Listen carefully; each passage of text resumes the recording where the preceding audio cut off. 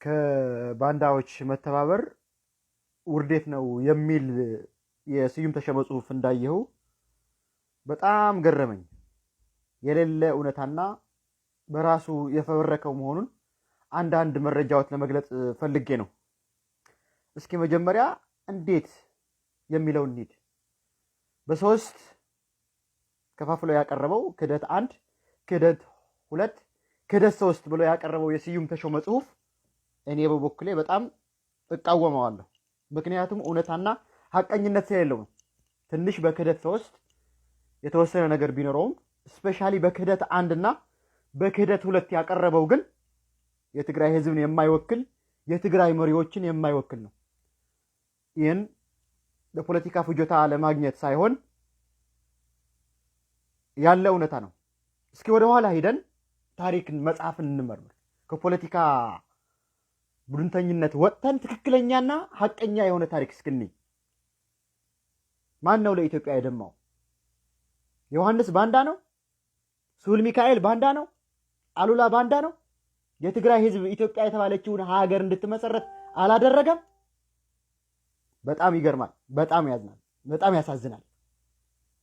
ስዩም ተሾመ እንደዚህ አይነት የወረደና የዘቀጠ አመለካከት ይዘህ ፖለቲከኛ ነኝ ማለት በጣም ይገርማል።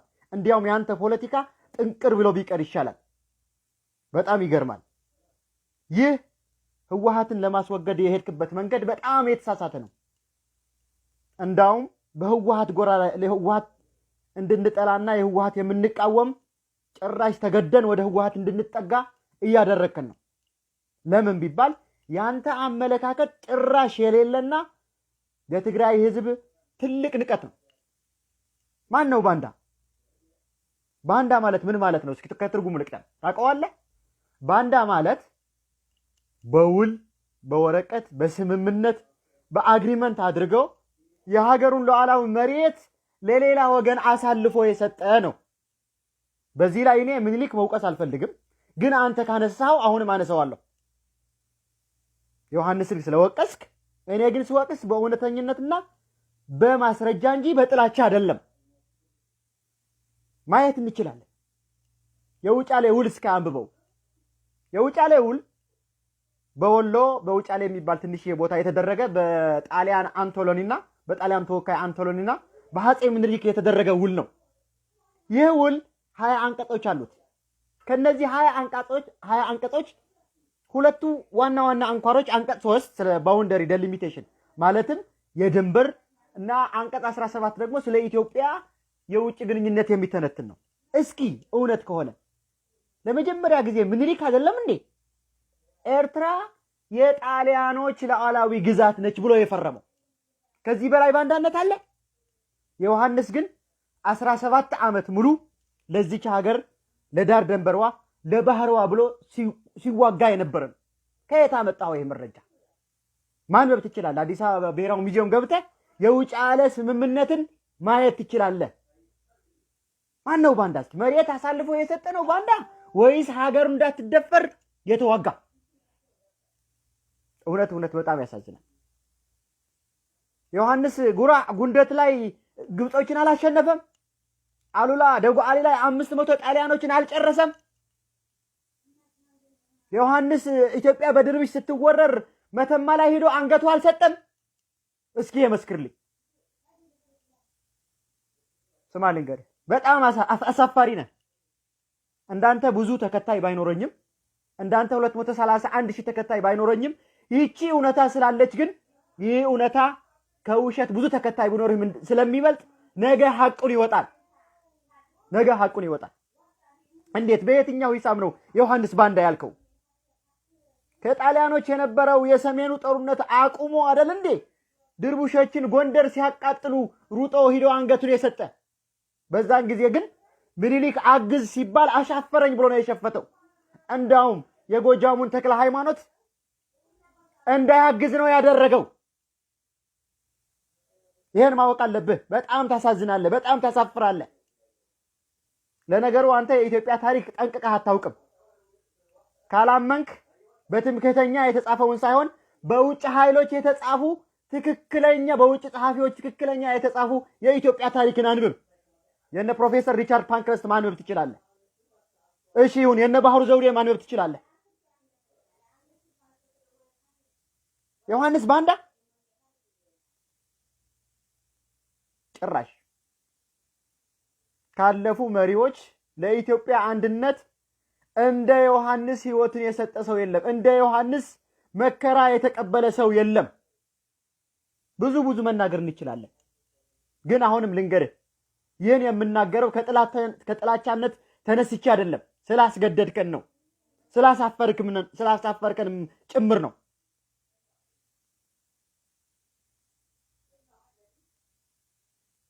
በ1878 ዓመተ ምህረት እንደ ኢትዮጵያን አቆጣጠር በምኒልክና በዮሐንስ የተደረገው ስምምነት እስኪ አንብበው። የልቄ ስምምነት የሚባል በወሎ የተደረገ የልቄ ስምምነት ምን ይላል? ምኒልክ ምን ብሎ ነበር? ምንስ ቃሉ አጠፈ? መጀመሪያ ግብር እንዲከፍል ተስማማ። ንጉሠ ነገሥት የሚለው ማዕረግ በመተው ንጉሥ ተብሎ እንዲጠራ፣ የውጭ ግንኙነት ከዮሐንስ ውጭ እንዳያደርግ፣ በመካከላቸው የነበረ ፉክክርና የነበረ አለመተማመን ለማስወገድ ልጆቻቸውን እንዲጋቡ ማለትም የዮሐንስ ልጅ አርአያ ሥላሴ የምኒልክን ልጅ ዘውዲት እንዲያገባ ተደረገ። በዚህ ስምምነት አምኖ ዮሐንስ ወደ አገሩ ሲመለስ ምኒልክ ግን ከ2 ዓመት በኋላ ከጣሊያኖች ምስጢራዊ ስምምነት አደረገ። ይህ ስምምነት ዘ ትሪቲ ኦፍ ፍሬንድሺፕ ኤንድ ኮመርስ ይባላል። በ1882 የተደረገው ይህ ስምምነቱ አንኳር ነጥቡ ምንድነው? ማንበብ ትችላለህ፣ አሁንም አለልህ። በ1882 በጣሊያንና በምኒልክ የተደረገው ስምምነት እንዲህ ይላል። ጣሊያኖች ከአፄ ዮሐንስ ጦርነት ሲያደርጉ ምኒልክ ኒውትራል እንዲሆን፣ አስፈላጊ ከሆነ ደግሞ ዮሐንስን እንዲወጋ ይላል። ለዚህ ውለታው ጣሊያኖች 5000 ጠመንጃ እንዲሰጡት ይላል። 5000 ጠመንጃ ዮሐንስን ወግተው 5000 እንዲቀበል። ከዚህ በላይ ክደት አለ? ሶቴልሚ እባካችሁ ያልነበረ ታሪክን አሁን እያወጣን ህዝብ ለህዝብ አናጣላ። ቢሆን ትክክለኛ ታሪኩ መናገር ካልቻልን ደግሞ ዝምታን እንምረጥ። ብዙ ሀቆች አሉ። ስለዚህ ለምን እስኪ አሁን ምኒልክ ነው ከሃዲ ዮሐንስ? ግልጽ ነው። ሁለተኛው የአድዋ ጦርነት እንዴ? የአድዋ ጦርነት ከፍተኛው እገዛ ያደረጉ የትግራይ መሳፍንቶች ናቸው። ማን ነው እስቲ የካደው በአድዋ ጦርነት ላይ? መንገሻ ከዮሐንስ ጋር ሆኖ መንገሻ ከምኒልክ ጋር ሆኖ አልተዋጋም? አሉላ አልመራም? ባሻው ኦሎም ሰላይ ሆኖ ጣሊያኖችን ጉድ አልሰራቸውም? የትግራይ ሴቶች በርበሬና ድንጋይ ይዘው አልወጡም? ይህ የአድዋ ተራራ አፍ ቢኖረው ይመሰክር ነበር። ይህ አንተ ታሪክ አታውቅም፣ የታሪክ አተላ ስለሆንክ። የምኒልክ ጦር ስንቅ ከየት ነው ያመጣው? ከሸዋ? በየትኛው ጭኖ? በየትኛው አጋስ? በየትኛው ትራንስፖርት?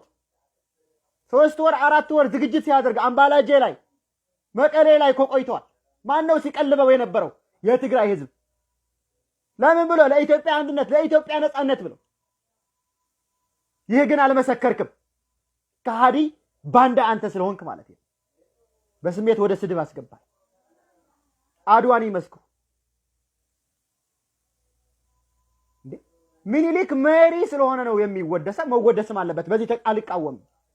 ሞር ኮንትሪቢሽን ያደረጉ ግን የትግራይ መሳፍንቶችና የትግራይ ህዝብ ነው። ይሄ ሀቅ ነው። እሺ፣ ከዛ በኋላ ጣሊያኖች ተሸነፉ። ባራትሬ ሸሸ። 3 ጀነራሎች ተማረኩ። አሉላ ወታደሮችን ይዞ ፈረሴን ቀይ ባህር ሳላጠጣ አልመለስም ሲል ምኒልክ ተመለስ ነው ያለው። ለምንድን ነው ተመለስ ያለው? ይህ ትንታኔ አያስፈልገው። አንዳንዶቹ እንዳንተ አይነት ሞኝና ቅለ የታሪክ አዋቂዎችንን ባዮች ምን ይላሉ? ተመለስ ያለው አብዛኛው የኢትዮጵያ ወታደር ገበሬ ስለሆነ የመኸር ወቅት ስለነበረ ነው ይላሉ። ይህ ግን አይደለም። ትክክለኛው እውነታው ሌላ ነው። አሉላ መረብን ተሻግሮ ጣሊያኖች ወጋ ማለት ሁለቱም ትግርኛ ተናጋሪዎች ስለሚጠነክሩ፣ ይህ ደግሞ ለሸዋ ዳይናስቲ አደጋ ስለሚሆን ለመለያየት የተደረገ የምኒልክ ሴራ ነው። ይህ ነው ማወቅ ያለበት። ከአድዋ ጦርነት በኋላስ ምን አደረገ ምኒልክ?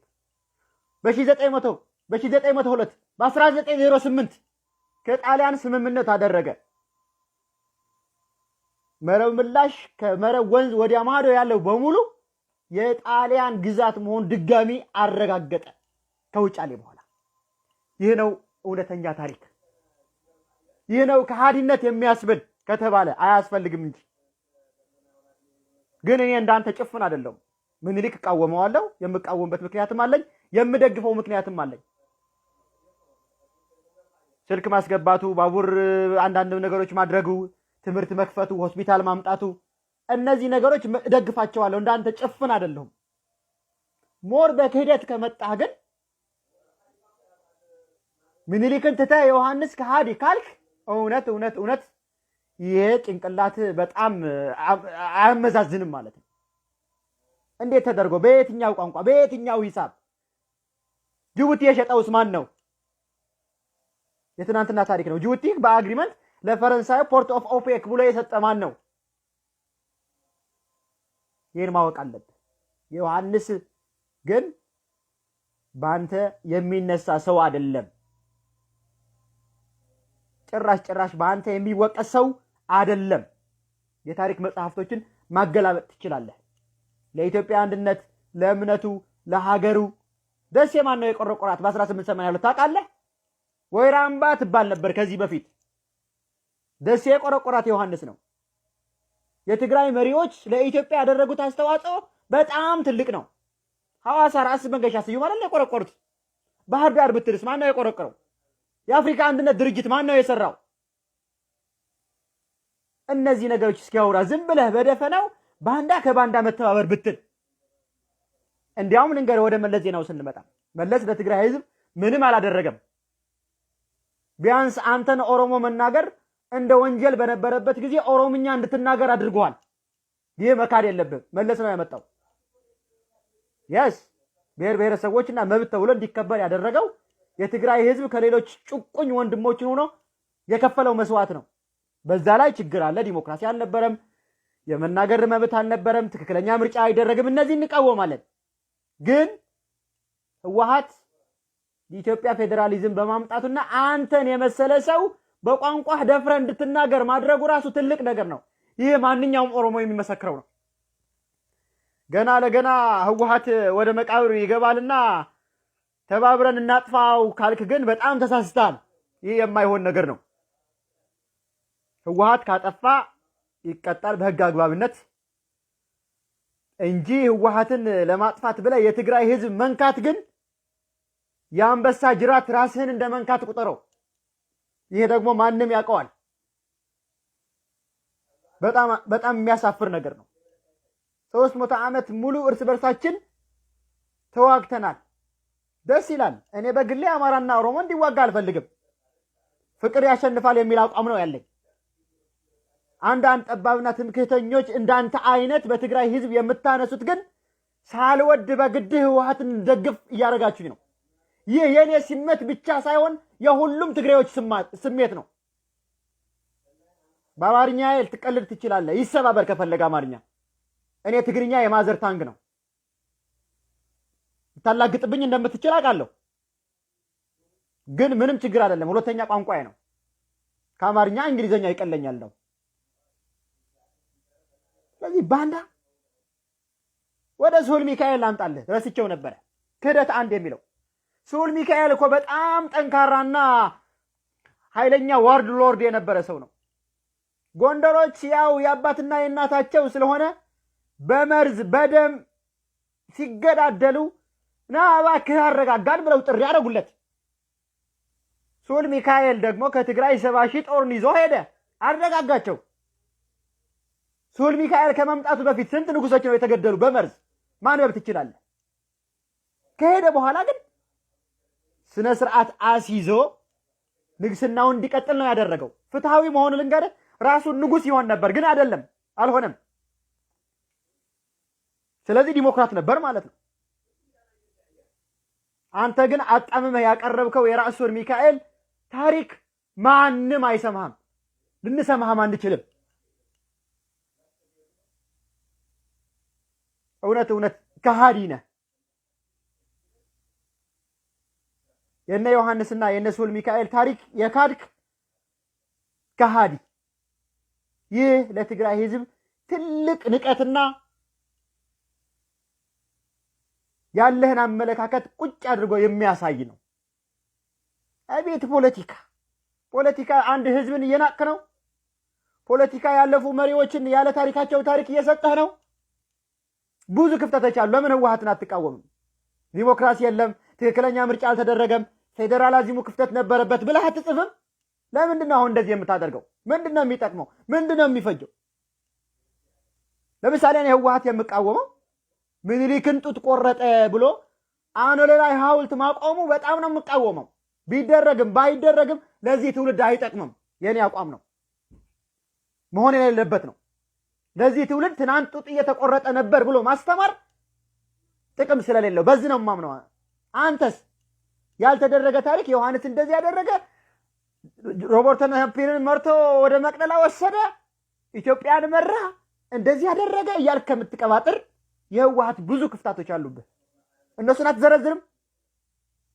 ኦሮሞ በቋንቋው ቢናገርም ፌዴራሊዝም ራሱን በራሱን በትክክል አያስተዳድርም ነበር፣ ዲሞክራሲ ሰው እንደፈለገ አይናገርም ነበር ብለህ አትቃወምም? ያለፉ የጀግኖች አባቶቻችን ታሪክ አምጥተህ አሁን የምታላዝብን ጥቅሙ ምንድን ነው? ከመቃቃርና ከጥላቻ ውጪ የሚያመጣው ጥቅም አንዳችም የለም። በጣም ያሳዝናል።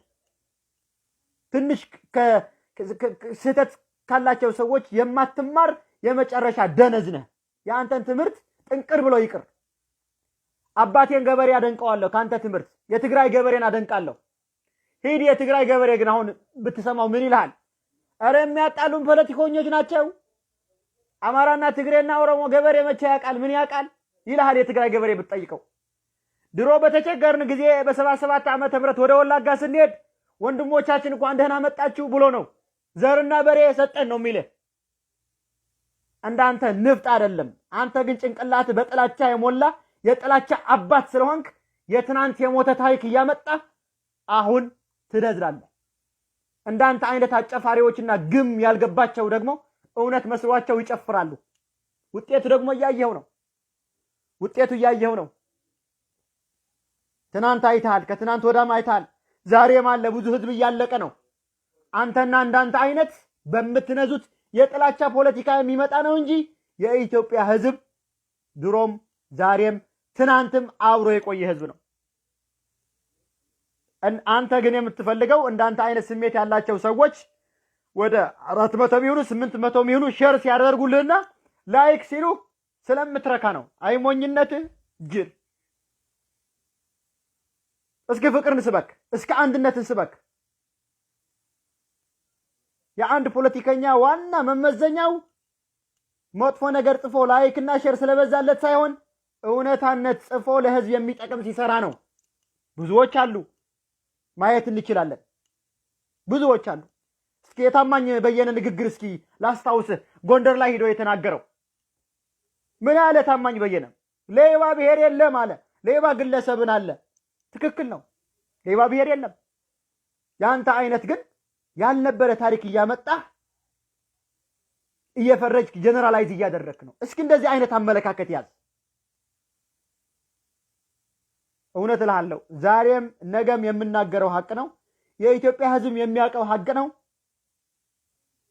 ዮሐንስ ለኢትዮጵያ ያደረገው አስተዋጽኦ በምንም አይነት መልኩ ከሱ የሚወዳደር የለም። የመምህር ታዬ ቦጋለ ንግግር ሰምተህ ከሆነ በጣም ተሸውደሃል። እሳቸው ታሪክ አያውቁም፣ ዝም ብለው ነው። ማናቸው ስማቸው ረስቻቸዋለሁ፣ ይቅርታ። አይነ ስውሩ አስተማሪ መጋቤ አላፍ ማናቸው የሚባሉት በአዳራሽ ላይ እንዴት እንዳዋረዷቸው አይታል። ከእሳቸው በላይ የሚያውቅ አለ? ከእሳቸው በላይ ታሪክ የሚያውቅ የለም። እኔ በግሌ ዮሐንስን ወደዋለሁ፣ አደንቀዋለሁ፣ አትንካብኝ ትለው እንዳተ በጥላቻ ሰክረው አዳራሽ ረግጠው ነው የወጡት። እውነታ ካላቸው ቁጭ ብለው አይደራደሩም፣ አይከራከሩም። አልቻሉም። ምክንያቱም በውስጣቸው ሐሰት ነው። ሐሰት ይዘ መከራከር አትችልም። ስለዚህ አሁንም እኔ የምለው ሌላ የምለው ነገር የለኝም። ብዙ የተሰባበረ መሆኑን ማውቀዋለሁ። በስሜታዊ ሆኜ ነው የተናገርኩት። እባካችሁ የኢትዮጵያ ፖለቲከኞች ሆይ ምን እንኳን ፖለቲከኞች አይደላችሁ፣ ፖለቲከኞች ነን የምትሉ ሰዎች ያለፈ ታሪክን እየለጠፋችሁ ህዝብን አትናቁ።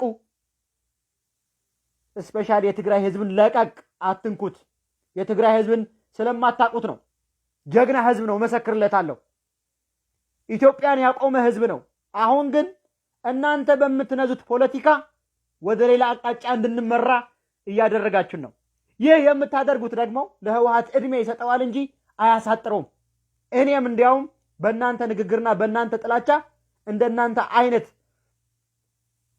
የጥላቻ ፖለቲካ ያለው የሚያራምድ ሰው ሁላችን ሳንወድ በግድ ህወሓት እንድንደግፍ እያደረጋችሁ ነው።